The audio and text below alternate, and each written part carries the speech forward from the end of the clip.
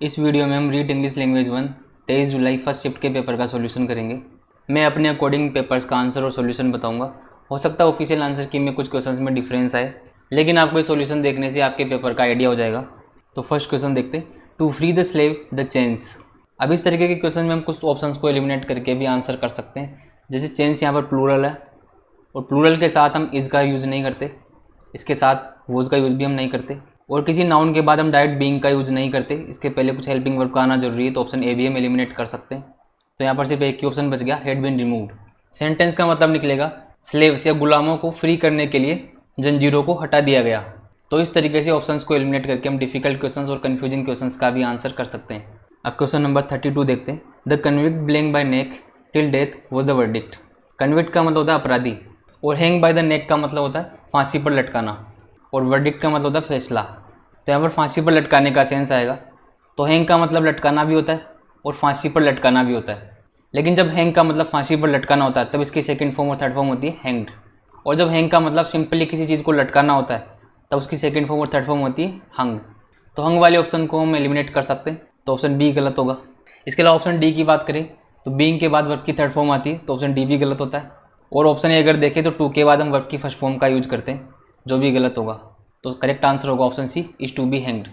Sentence का मतलब निकलेगा कि फैसला ये था कि अपराधी को फांसी पर लटकाया जाना है। अब क्वेश्चन नंबर 33 देखते हैं। She said to her son what do you like. इसको डायरेक्ट स्पीच में चेंज करना है। यह इंटरोगेटिव सेंटेंस है, इसलिए हम दोनों सेंटेंस को वर्ड से ही कनेक्ट करेंगे।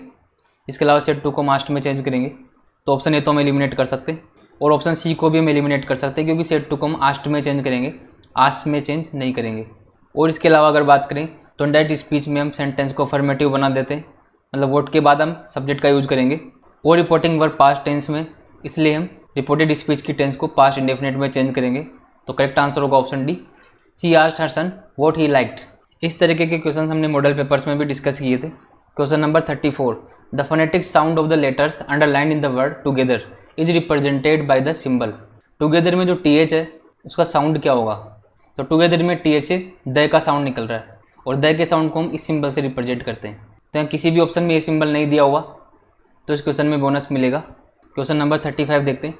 Which is the correct transcription of question. Question का ट्रांसक्रिप्शन क्या होगा। तो इसमें हम ऑप्शंस को एलिमिनेट करके क्वेश्चन को सोल्व कर सकते हैं। हम इसको हिंदी में बोलते हैं क्वेश्चन। तो सेकंड नंबर पर ए का साउंड आता है, और ए के साउंड को हम ई से रिप्रेजेंट करते हैं, तो बाकी के ऑप्शंस को मैं एलिमिनेट कर सकते हैं। तो ऑप्शन बी करेक्ट होगा, क्वेश्चन। अब क्वेश्चन नंबर 36 देखते हैं। Learning is made stable and ever lasting is a merit of. Learning को स्थायी और ज़्यादा समय तक चलने लायक बनाया जा सकता है, ये किसका मेरिट या किसकी विशेषता होती है। तो इस क्वेश्चन में हम बाइलिंगुअल मेथड और स्ट्रक्चरल मेथड को एलिमिनेट कर सकते हैं, और डायरेक्ट मेथड और कम्युनिकेटिव अप्रोच की हम बात करते हैं। कम्युनिकेटिव अप्रोच में हम सिर्फ कम्युनिकेशन पर जोर देते हैं, लर्निंग पर ज़्यादा फोकस नहीं होता, इसमें एरर्स भी बहुत होती है। तो मेरे अकॉर्डिंग इस क्वेश्चन का आंसर होना चाहिए option C, direct method. Question number 37 देखते हैं। Priority of reading is a principle of. तो इसका आंसर होगा डॉक्टर वेस्ट मेथड, क्योंकि इस मेथड में रीडिंग को प्रायोरिटी दी जाती है। Question number 38। It stops power of thinking freely is a demerit of. Freely सोचने की जो शक्ति होती है उसको कौन सा मेथड रोक देता है। तो ग्रामर ट्रांसलेशन मेथड में हम रूल्स पर फोकस करते हैं और रोड लर्निंग पर फोकस रहता है, इसलिए हम बोल सकते हैं कि ग्रामर ट्रांसलेशन मेथड में फ्रीली थिंकिंग नहीं होती है। तो इसका आंसर होगा option C. Question number 39। Bilingual method includes. Bilingual method में क्या इंक्लूड होता है। तो बाइलिंगुअल मेथड में टीचर मदर टंग का यूज करता है, तो ऑप्शन ए करेक्ट होगा। Translation by teachers only to explain the matter. Teacher किसी मैटर को एक्सप्लेन करने के लिए मदर टंग का यूज कर सकता है और उसका ट्रांसलेट कर सकता है। Question number 40। The receptive skills comprise. Receptive skills कौन कौन सी होती है। तो रिसेप्टिव स्किल्स की बात करें तो होती है listening and reading, option A. Question number 41। Writing is more complicated skill because of. Writing एक ज़्यादा कॉम्प्लिकेटेड स्किल होती है, क्यों। तो राइटिंग में हमें लिखना भी होता है, मतलब ग्राफिकल रिप्रेजेंटेशन भी करना होता है, और साथ ही साथ थॉट्स भी लाने होते हैं, मतलब सोचना भी पड़ता है और लिखना भी पड़ता है, इसलिए थोड़ा कॉम्प्लिकेशन होता है। तो ऑप्शन डी करेक्ट होगा। Question number 42। Language games help. Language games किस में हेल्प करते हैं। To improve speech, to build structures, to learn grammar, to build vocabulary. तो मेरे अकॉर्डिंग तो लैंग्वेज गेम्स इन सभी में हेल्प करते हैं। इससे स्पीच भी इंप्रूव होता है, वोकेबलरी भी बिल्ड होती है, ग्रामर भी हम सीखते हैं, और स्ट्रक्चर का भी ज्ञान होता है। तो मेरे अकॉर्डिंग इस क्वेश्चन में भी बोनस मिलना चाहिए, क्योंकि इसमें सभी ऑप्शंस ठीक लग रहे हैं। अब क्वेश्चन नंबर 43 देखते हैं। Assessment of broad learning behavioural outcome is a feature of. Broad learning behavioural का असेसमेंट किसका फीचर होता है। तो अगर ब्रॉड लर्निंग की बात आती है तो हम बात करेंगे CCE की, ऑप्शन ए करेक्ट होगा। तो इसमें CCE या ऑप्शन ए ज़्यादा करेक्ट आंसर लग रहा है। अब क्वेश्चन नंबर 44 देखते हैं, which one is not a characteristic of peer evolution. इनमें से पीयर इवोल्यूशन का करेक्टरिस्टिक कौन सा नहीं है। तो पीयर इवोल्यूशन होता है जब लर्नर्स एक दूसरे का असेसमेंट करते रहते हैं, तो इसमें फीडबैक्स मिलते रहते हैं, तो ऑप्शन डी तो इसका करेक्टरिस्टिक होता है। अब बात करते हैं मेटाकोग्निशन। मेटाकोग्निशन होता है जब लर्नर खुद का असेसमेंट करता है, तो लर्नर दूसरों का भी असेसमेंट करते हैं और खुद का भी करते हैं, तो दोनों तो सही होंगे। इसके अलावा बात करें effective monitoring.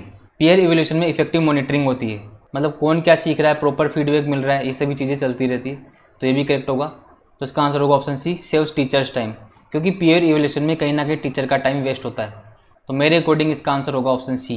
Question number 45, cloze test evaluation was described by. Cloze test evaluation किसने दिया था। तो cloze test evaluation WL Taylor, option C correct होगा।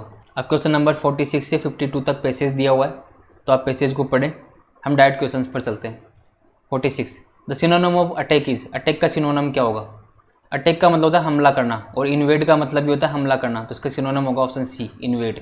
वॉर का मतलब होता है युद्ध, और डिस्प्यूट मतलब कोई विवाद, और कॉन्फ्लिक्ट भी होता है झगड़ा, तो अटैक का प्रॉपर सिनोनिम होगा invade, option C. Question number 47, the synonym of made is. Made का सिनोनिम क्या होगा। तो मेड का मतलब होता है पागल, तो इसका सिनोनिम होगा इंसेन, ऑप्शन बी। इंसेन का मतलब भी होता है पागल। तो क्वेश्चन नंबर 48 देखते हैं, the antonym of angry is. Angry का एंटोनम क्या होगा। एंग्री का मतलब होता है गुस्सेल, तो एंग्री का एंटोनम होगा काम। काम का मतलब होता है शांत। ये दोनों एडजेक्टिव होंगे। अगर ऑप्शन डी में पीसफुल होता तो ये भी सिनोनिम हो सकता था, लेकिन पीस एक नाउन होता है तो इसका सिनोनिम नहीं होगा। Question number 49, the one word substitution for old and weak is. Old and weak को हम वन वर्ड में क्या बोलते हैं। तो ओल्ड एंड वीक को हम बोलते हैं इन्फर्म। इन्फर्म का मतलब होता है कमज़ोर। Question number 50, the correct noun form of decide is. Decide की नाउन फॉर्म क्या होगी। तो डिसाइड की नाउन फॉर्म होती है decision, option C. Question number 51, the correct verb form of lost is. तो लॉस्ट की करेक्ट वर्ब फॉर्म क्या होगी। तो लॉस्ट की वर्ब फॉर्म होती है ऑप्शन बी, लूज। लूज मतलब हारना। इस लूज का मतलब होता है ढीला, और ये लॉस मतलब हानि, और ये लेस्ट एक कंजक्शन होता है। अब क्वेश्चन नंबर 52 देखते हैं, करेक्ट स्पेलिंग बतानी पेट्रोटिज्म की। तो करेक्ट स्पेलिंग होगी ऑप्शन सी। अब क्वेश्चन नंबर 53 से 59 तक भी पैसेज है, तो हम पैसेज को बिना पढ़े क्वेश्चन पर चलते हैं। Which part of speech is happiness. Happiness का पार्ट ऑफ स्पीच क्या होगा। तो हैप्पीनेस होता है एक नाउन, ऑप्शन बी। लास्ट में NESS सफिक्स देख कर हम बता सकते हैं कि नाउन होता है। नाउन के सफिक्स की बात हमने नाउन वाले वीडियो में की थी। अब क्वेश्चन नंबर 54 देखते हैं, the empress came to the window smiling at me. Here smiling is. Smiling का पार्ट ऑफ स्पीच बताना है। एम्प्रेस का मतलब होता है रानी, क्वीन। तो इस सेंटेंस का मतलब निकलता है एम्प्रेस हंसते हुए विंडो तक आई। तो स्माइलिंग से हंसते हुए का सेंस आ रहा है, और ये कहीं ना कहीं वर्ब को क्वालिफाई कर रहा है, वर्ब की विशेषता बता रहा है। आई लेकिन कैसे आई, हंसते हुए, तो इसका पार्ट ऑफ स्पीच होगा एडवर्ब, ऑप्शन डी। ये एक अच्छा क्वेश्चन है, तो मेरे अकॉर्डिंग इसका आंसर ऑप्शन डी होगा। Question number 55, being free fill me with happiness. इसमें सेंटेंस कौन से टेंस में होगा। तो बीइंग फ्री का मतलब होता है फ्री होना। फ्री होने ने मुझे खुशी से भर दिया, तो फिल्ड वर्ब की सेकंड फॉर्म का यूज हो रहा है, तो टेंस होगा past simple, option C. Question number 56, I had to lie down. इसमें सेंटेंस कौन से टेंस में होगा। यहाँ पर हेड टू का मतलब होता है I had to lie down, मतलब मुझे नीचे झुकना पड़ा। हेड टू से पढ़ने का सेंस आता है, कंपल्सन को शो करता है। और हेड हैव की सेकंड फॉर्म होती है, तो सेकंड फॉर्म का यूज हम पास्ट इंडेफिनेट में करते हैं, या पास्ट सिंपल भी हम इसको बोलते हैं, तो ऑप्शन ए करेक्ट होगा। Question number 57, see give me her hand to kiss. In this sentence the determiner used is. इस सेंटेंस में डिटर्मिनर कौन सा है। तो हमने देखा था कि पॉजेसिव एडजेक्टिव्स डिटर्मिनर्स होते हैं, तो हैंड के पहले हर का यूज हो रहा है, तो हर यहाँ पर डिटर्मिनर होगा, ऑप्शन बी करेक्ट होगा। Question number 58, it was charming just like a big dolls house. In this sentence determiner used is. इस सेंटेंस में डिटर्मिनर कौन सा होगा। तो हमने देखा था कि आर्टिकल्स डिटर्मिनर्स होते हैं, तो ए यहाँ पर डिटर्मिनर होगा, ऑप्शन सी करेक्ट होगा। Question number 59, फ्रेस्ट is the superlative degree of. फ्रेस्ट किसकी सुपरलेटिव डिग्री होती है। तो फ्रेस्ट सुपरलेटिव डिग्री होता है फ्री की, ऑप्शन डी। अब क्वेश्चन नंबर 60 देखते हैं, the farmer fasten the bull tightly to the stake. इसका करेक्ट क्वेश्चन फॉर्म क्या होगा। तो इस सेंटेंस का मतलब होता है फार्मर ने बुल को स्टेक पर बांध दिया। तो हम क्वेश्चन पूछेंगे कि फार्मर ने क्या किया, तो ऑप्शन सी और ऑप्शन डी को तो हम एलिमिनेट करेंगे, क्योंकि इसमें वाई का सेंस आ रहा है और इसमें वॉट से क्वेश्चन बनेगा। अब हम बात करते हैं सेंटेंस पास्ट टेंस में, इसलिए हम डिड का यूज करेंगे, तो ऑप्शन ए करेक्ट होगा, what did the farmer do. अब बात करते हैं पेपर के लेवल की। इस पेपर में 3 से 4 क्वेश्चन डिफिकल्ट भी हैं और कन्फ्यूजिंग भी है। इनके अलावा देखा जाए तो बाकी सभी क्वेश्चन आसान है। इन सभी क्वेश्चन को ऑप्शंस को एलिमिनेट करके और कॉमन सेंस से सोल्व किया जा सकता है। इस तरीके के क्वेश्चंस के टॉपिक वाइज वीडियो आपको इस चैनल पर मिलेंगे, और हमने कुछ मॉडल पेपर्स भी सोल्व किए थे। तो ओवरऑल देखा जाए तो पेपर का लेवल इजी टू मॉडरेट ही था। जल्दी हम 24 जुलाई के पेपर्स का भी सॉल्यूशन करेंगे। Thank you.